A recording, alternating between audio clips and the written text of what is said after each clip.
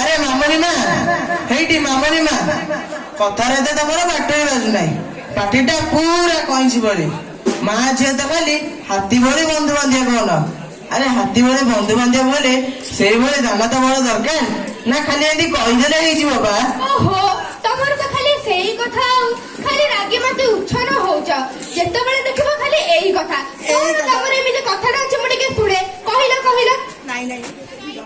ଓହୋ, ମତେ କାହିଁ ଭାରି ଗରମ ଲାଗୁନାହିଁ, ସତେ ଯେମିତି ମୁଁ ଗୋଟେ ତତଲା ତାୱା ଉପରେ ଠିଆ ହେଇଛି ଆଉ।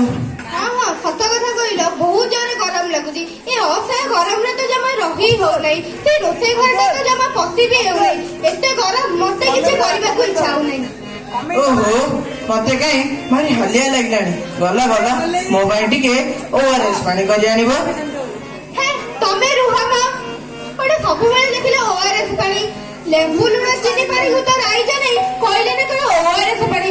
ORS କଣ ହବ ମ, ମୁଁ କିଛି କରିପାରିବି ନାହିଁ। ନାଇଁ ନାଇଁ, ତମେ କଣ କହୁଛ, ତମେ କଣ କହୁଛ କିଛି ବୁଝିପାରୁଛଟି? ତମେ କଣ ଏକଲା କରୁଛ, ମୁଁ କଣ କିଛି କରୁନାହିଁ? ମୁଁ ତେଣେ ସକାଳୁ ସ୍କୁଲରେ ସବୁ କାମ ସାରି ଆସିଲେଣି, ତମର ସମାନ ରୋଷେଇ ଦିଟା ସରୁନାହିଁ। ଓହୋ, ତମେ ତ ବହୁତ କାମ କଲା ବେଲା, ଆଉ ମୁଁ କଣ ଜାଣିନି? ଏଇ ଗରମରେ ରୋଷେଇ ଘରେ କାମ କରିବାଟା କଣ କମ କଥା? ତମେ କଣ ଦିଟା ସ୍କୁଲରେ ବକର ବକର ହଉଛ ଯେ, କହିଲେ ନା କଣ ମୁଁ ସ୍କୁଲରେ କାମ କରୁଛି, ଦିନ ରାତି ଖାଲି ସ୍କୁଲ ସ୍କୁଲ ସ୍କୁଲ। ଘର କଥାରେ କଣ ତମର କିଛି ମୁଣ୍ଡ ଅଛି? ଆଚ୍ଛା, ତମେ ତାହେଲେ କହୁଛ 24 ଘଣ୍ଟା ସେଇ ଏସି ରୁମ୍ ଭିତରେ ପଶିବ? ପଶୁନ ପଶ, ମା ଝିଅ ସେ ଏସି ରୁମ୍ ଭିତରେ ପଶି ରହିଥାଅ, ମାସ ଶେଷ ବେଳକୁ ବିଲ୍ ଆସିବ 5000 ଟଙ୍କାର। ମା ଝିଅ ମିଶିକିନା ସେ ବିଲ୍ ଟା ଦେଇଦବ। ହଁ, କାହିଁ ଦେଖିଆ କହିଲ, ତମେ ପରା କୁଆଡେ ବିଜ୍ଞାନ ଶିକ୍ଷକ, ଏଇ ଯେ ଅସହ୍ୟ ଗରମ ହଉଛି, ସେ ଗରମରୁ କେମିତି ରକ୍ଷା ପାଇପାରିବା କହିଲ କହିଲ? ଏଇଠି ଶୁଣୁଛ ମାମୁନି ମା, ଗାଁ ସହରରେ ତ କିଛି ତାରତମ୍ୟ ରହିଲା ନାହିଁ। ଗାଁରେ ତ ଖାଲି ମାଳେ ମାଳେ ଇନ୍ଦିରାବାସ ଘର, କୋଉଠି ହେଲେ ଚାଳ ଘରଟିଏ ଦେଖିବାକୁ ପାଉନ। ଆଉ ସହର କଥା କଣ କହିବି ମ, ସହର କଥା ତ ନ କହିଲେ ଭଲ।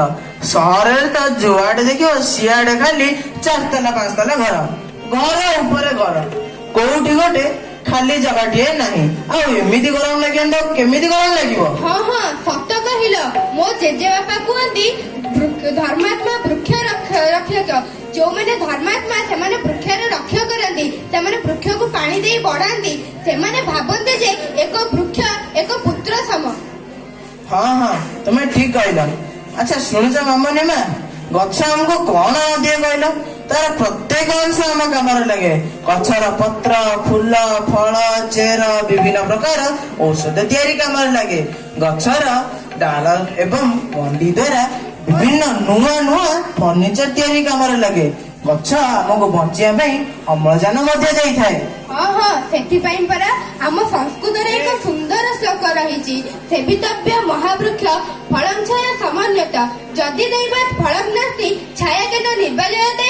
ହଁ ହଁ, ତୁମେ ଠିକ କହିଲ ମାମୁନି ମା, ଗଛଟି ଫୁଲ ଫଳ ଦ୍ୱାରା ସମନ୍ୱିତ ହୋଇ ରହିଥାଏ।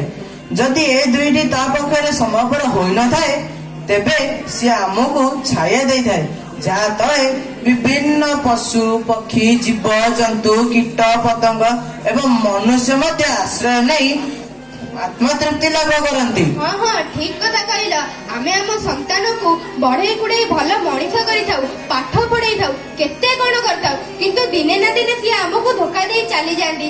କିନ୍ତୁ ଏକ ବୃକ୍ଷ ତାର ଶେଷ ନିଶ୍ୱାସ ପର୍ଯ୍ୟନ୍ତ ତା ଦେହର ପ୍ରତ୍ୟେକ ଅଂଶ ଆମ ଉପକାରରେ ଲଗେଇଥାଏ।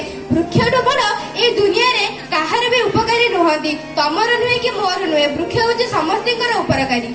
ହଁ ହଁ, ତୁମେ ଠିକ କହିଲ ମାମୁନି ମା।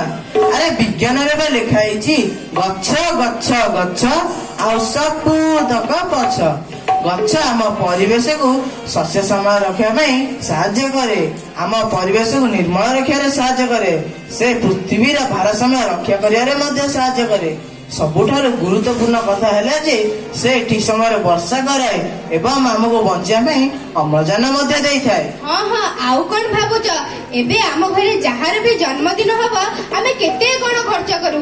ଏଥର ଆମେ ଏଣୁ ତେଣୁ ଖର୍ଚ୍ଚ ନ କରି ଆମ ବାଡିରେ କିମ୍ବା ଛାତ ଉପରେ ଯାହା ବି ହେଲେ 1 ଲକ୍ଷ ବୃକ୍ଷରୋପଣ କରିବା। ଏହା ଦ୍ୱାରା ଆମେ ଆଜି ଯୋଉ ବିପଦର ସମ୍ମୁଖୀନ ହଉଛୁ, ଆମ ଆଗାମୀ ପିଢି ସେ ବିପଦର ସମ୍ମୁଖୀନ ହେବେ ନାହିଁ।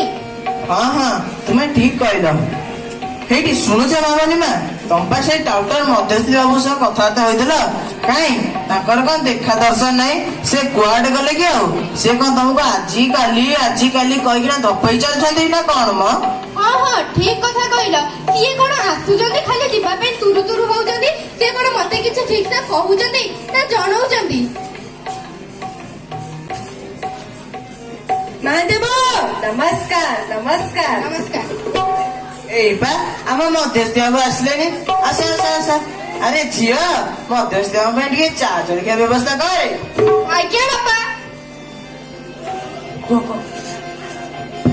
ଆରେ ମଧ୍ୟସ୍ଥି ବାବୁ ତମେ ପରା କୁଆଡେ ପ୍ରସ୍ତାବ ଆଣୁଥିଲ କାଇଁ ଆଜି ପର୍ଯ୍ୟନ୍ତ କାଇଁ ଭଲ ପ୍ରସ୍ତାବ ହେଲାନି ଯେତେବେଳେ ଆସୁଛ 500 ଟଙ୍କା ଲେଖାଏଁ ନେଇ ଚାଲି ଯାଉଛ କାଇଁ ଗୋଟେ ତ ଭଲ ପ୍ରସ୍ତାବ ନାହିଁ ଆଜି ପର୍ଯ୍ୟନ୍ତ ବରଷ ହେଲାଣି ଧପେଇ ଧପେଇ ଚାଲୁଛ କେତେବେଳେ ଗୋଟେ ଭଲ ପ୍ରସ୍ତାବ ଆଣିବ ମ ଆପଣ କଣ କହୁଛନ୍ତି ମ ମୁଁ ଆପଣଙ୍କୁ ଧପେଇ ନେଇ ଯାଉଛି ଆପଣ କଣ ଜାଣିନାହାନ୍ତି କି ଆଜିକାଲି ପରା ଘଟସୂତ୍ର ଅଫିସ ବାଲା ବାହାଘର ହଉ କି ନ ହଉ ଆଗ ତଳେ 5,000 10,000 ଟଙ୍କା ଲେଖା ନେଇ ଯାଉଛନ୍ତି ମୁଁ ତ ମତେ ଆପଣ 500 ଟଙ୍କା ନଉଛି 500 ଟଙ୍କା ଗୋଟେ ବଡ କଥା ଆମର କଣ କିଛି ଖର୍ଚ୍ଚ ପାଣି ନାହିଁ 500 ଟଙ୍କା ପାଇଁ ଆପଣ ମତେ ଏତେ କଥାବାର୍ତ୍ତା କହୁଛନ୍ତି ହଁ ହଁ ମଧ୍ୟସ୍ଥି ବାବୁ ତମର ସେଇ ଚିକଣିଆ କଥା ତମ ପାଖରେ ରଖ ଆମେ କଣ ଏଇ ଦୁନିଆରେ ଆଉ ଚଳୁଛୁ ଆଜି ପର୍ଯ୍ୟନ୍ତ ଗୋଟାଏ ଭଲ ପ୍ରସ୍ତାବ ତମ ଦେଇ ହେଲାନି କହୁଛ ନା କଣ ଘଟସୂତ୍ର ବାଲା 5,000 ଟଙ୍କା ନେଇଯାଉଛନ୍ତି ଆଣିଛି ଆଜି ପୁରା ମନକୁ ପାଇଲା ପରିକା ପ୍ରସ୍ତାବ ଆଣିଛି ଆଜି ଆଉ କୋଉଥିରେ ବି ବାରି ପାରିବେନି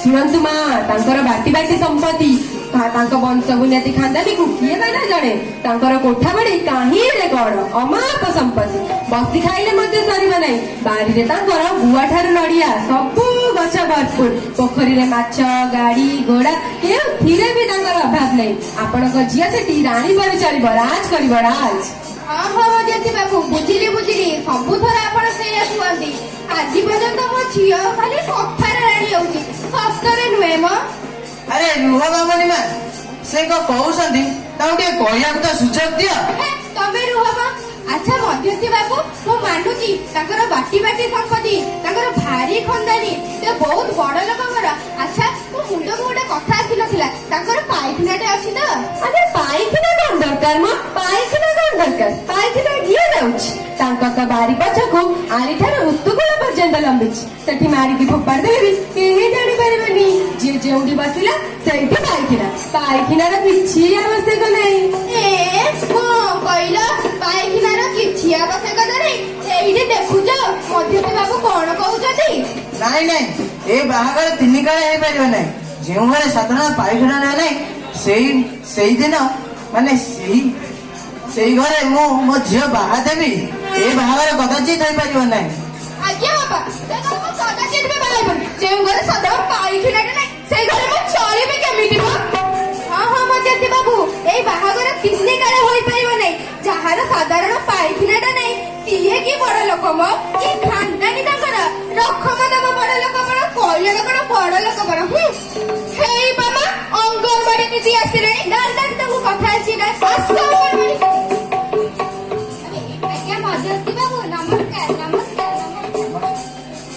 ଦେଖିଲ ଦିଦି ମଧ୍ୟସ୍ଥି ବାବୁ ଆମକୁ କଣ କହୁଛନ୍ତି ଯେଉଁ ଘରେ ସାଧାରଣ ପାଇଖାନା ନାହିଁ ସେଇ ଘରେ ଝିଅ ବାହା ଦେବା ପାଇଁ ଏହା ଏକ 3 କାଳେ ସମ୍ଭବ ହୋଇପାରିବ ଆଜ୍ଞା ମଧ୍ୟସ୍ଥି ବାବୁ ଆପଣ କୋଉ ଯୁଗର ଲୋକ କି ଆପଣ ଏତିକି ସାଧାରଣ କଥା ଜାଣନ୍ତି ନାହିଁ ବର୍ତ୍ତମାନ ପରା ସ୍ୱଚ୍ଛ ଭାରତ ଅଭିଯାନ ଚାଲିଛି ସବୁଆଡେ ପରିଷ୍କାର ଓ ପରିଚ୍ଛନ୍ନତା ପ୍ରତି କଡା ଧ୍ୟାନ ଦିଆଯାଉଛି କେମିତି ମତେ ଟିକେ ବୁଝେଇ କହିଲ ଦେଖନ୍ତୁ ମଧ୍ୟସ୍ଥି ବାବୁ ଆମେ କେବେ ହେଲେ ଏଠି ସେଠି ମଳତ୍ୟାଗ କରିବା ନାହିଁ ଏଠି ସେଠି ମଳତ୍ୟାଗ କରିବା ଦ୍ୱାରା ଆମକୁ ବିଭିନ୍ନ ପ୍ରକାର ରୋଗର ଆକ୍ରାନ୍ତ ହେବାକୁ ପଡିଥାଏ ଯଥା ଆମସା ଟାଇଫଏଡ ଡେଙ୍ଗୁ ମ୍ୟାଲେରିଆ ଜଣ୍ଡିସ୍ ଏମିତି କେତେ କଣ ରୋଗ ଆଚ୍ଛା ମଧ୍ୟସ୍ଥି ବାବୁ ଦେଖିଲେ ତ ଅଙ୍ଗନବାଡି ଦିଦି କଣ କହିଲେ ଆଉ ଏମିତିକା ପ୍ରସ୍ତାବ ଆଣିବେ ନାହିଁ କଣ କହୁଛନ୍ତି ମଧ୍ୟସ୍ଥି ବାବୁ ହଁ ମୁଁ ତ ଖାଲି ଦିଦିଙ୍କ ଠାରେ ସ୍ୱଚ୍ଛ ଭାରତ କଥା ଶୁଣୁଛି ଆଉ ହଁ ମନେ ପଡିଲା ଆମ ଜାତିର ପିତା ମହାତ୍ମା ଗାନ୍ଧୀ ପରା ସ୍ୱାଧୀନତା ଠାରୁ ସ୍ୱଚ୍ଛତାକୁ